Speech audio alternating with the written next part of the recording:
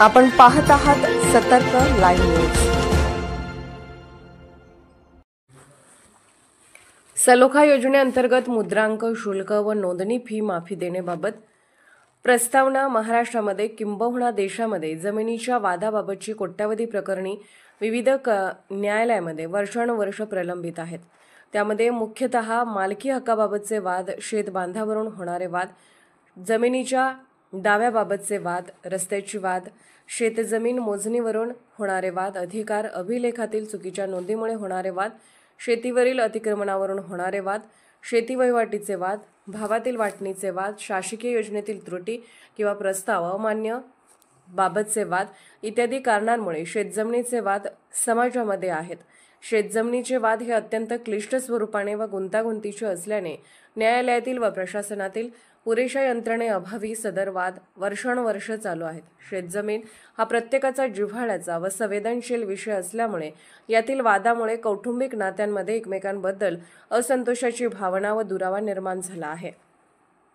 सदर वादामुळे अनेक पिढ्यांचे नुकसान झाले असून आजच्या पिढीचाही खर्च व वेळेचा अपव्यय होत असून अशा प्रकारचे वाद संपुष्टात येण्यामध्ये म्हणावी अशी प्रगती झालेली दिसत नाही।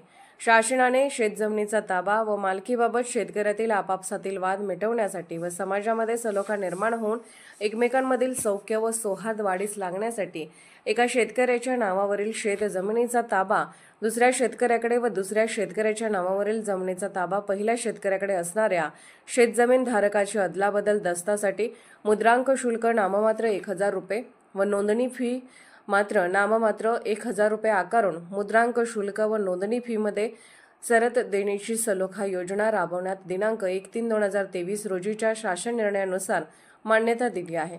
शासन निर्णयामध्ये सदर योजनेचा कालावधी, अदलाबदल दस्तासाठी नोंदणी फी व मुद्रांक शुल्कमध्ये सवलत देण्याबाबतची अधिसूचना शासन राज्यपत्रात प्रसिद्ध झाल्याचा दिनांक पासून 2 वर्षाचा राहील असे नमूद केले आहे। त्यानुसार सदर योजनेची मुदत दिनांक 2/1/2025 रोजी संपुष्टात येत आहे। सदर योजनेस आणखी 2 वर्षाची मुदत वाढ देण्याची बाब सदर नस्तीवर विचाराधीन होती।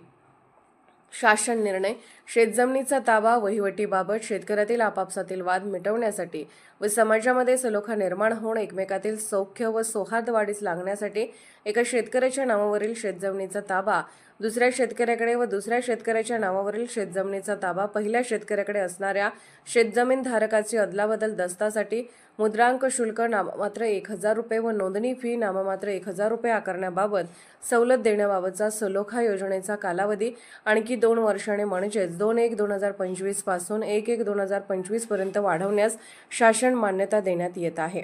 सदर योजनेच्या इतर अटी व शर्ती तसेच अनुषंगिक बाबी शासन निर्णय दिनांक 3/1/2023 मध्ये नमूद केल्याप्रमाणे कायम राहतील। सदर शासन निर्णय महाराष्ट्र शासनाच्या या संकेतस्थळावर उपलब्ध करण्यात आला असून त्याचा संगणक संकेतांक 20-25-07-17-01-57-05-19 असा आहे। हा निर्णय डिजिटल स्वाक्षरीने साक्षांकित करून महाराष्ट्राचे राज्यपाल यांच्या आदेशानुसार व नावाने काढण्यात येत आहे। सुनील मल्हारी जाधव, कार्यासन अधिकारी, महाराष्ट्र शासन। प्रतिनिधी सागर जमने, कुंभोज।